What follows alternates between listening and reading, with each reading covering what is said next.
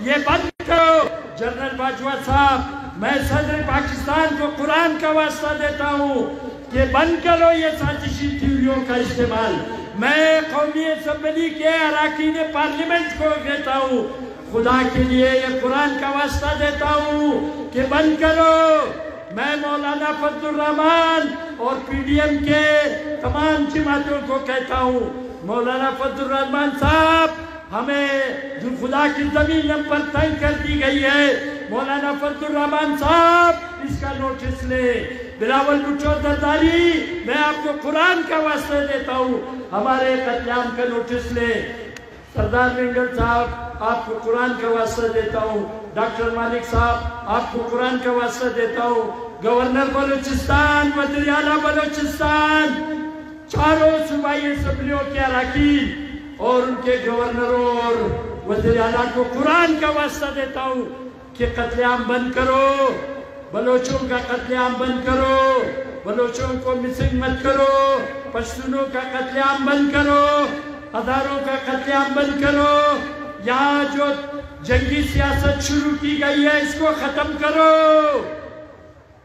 یہ نام لے لے کے میں کہہ رہا ہوں، میں آئی ایس آئی کے چیف کو کہتا ہوں قرآن کا واسطہ ہے، میں ایم آئی کے چیف کو کہتا ہوں یہ قرآن، میں قرآن کا واسطہ دے رہا ہوں، مت کرو۔ ہم غریب لوگ ہیں، ہمارے لوگ نان شبینہ کے محتاج ہیں، ہمیں قربانی کا بکرا مت بناؤ۔ میں کہتا ہوں ہمیں معاف کر دو، ہمارا خون مت بہاؤ، خدا کی قسم ہم تسلیم نہیں کریں گے۔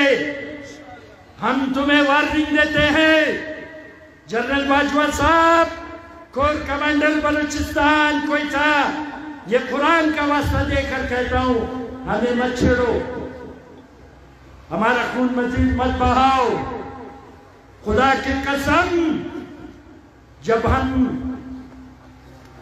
مصلحت سے بالاتر ہو گئے تو پھر ہمارے پاس کہنے کو بہت کچھ ہے، ہمارے پاس کہنے کو بہت کچھ ہے، ہمیں مجبور نہ کیا جائے۔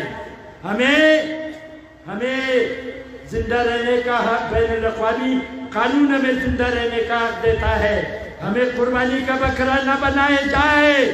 میں یہ کہتا ہوں کہ خدا کے لیے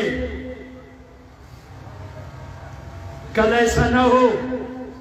میں آج اس کو وارننگ دیتا ہوں، آپ کے سامنے یہ قرآن کی قسم کھا کر کہتا ہوں، اگر اس کے بعد کسی ادارے کی لاش گرائی گئی تو پھر ہم پوری دنیا کے لوگوں سے یہ اپیل کریں گے، لوگوں سے یہ کہیں گے کہ وہ باہر نکلے اور یہ نعرہ لگائیں کہ پاکستان کی ریاست دہشت گرد ہے، اور یہ نعرہ لگائیں کہ ہمیں قربان کیا جا رہا ہے مفادات کے لیے، ہمیں انسان کے زندہ رہنے کی بنیادی حق ہم سے چھینا جا رہا ہے۔ یہ ہم کہیں گے اور پوری دنیا کے اپنے بھائیوں سے کہیں گے کہ وہ باہر نکلیں اور اس ظلم اور ناانصافی کے خلاف آواز اٹھائیں۔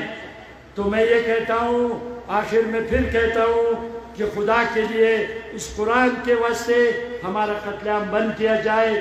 ہم ویسے ہی غریب لوگ ہیں، ہم لوگ نادار لوگ ہیں، ہمارے پاس ساری زندگی کا سرمایہ ایک مکان بمشکل ہوتا ہے، ہم اپنے بچوں کی روزی بڑی مشکل سے تلاش کرتے ہیں۔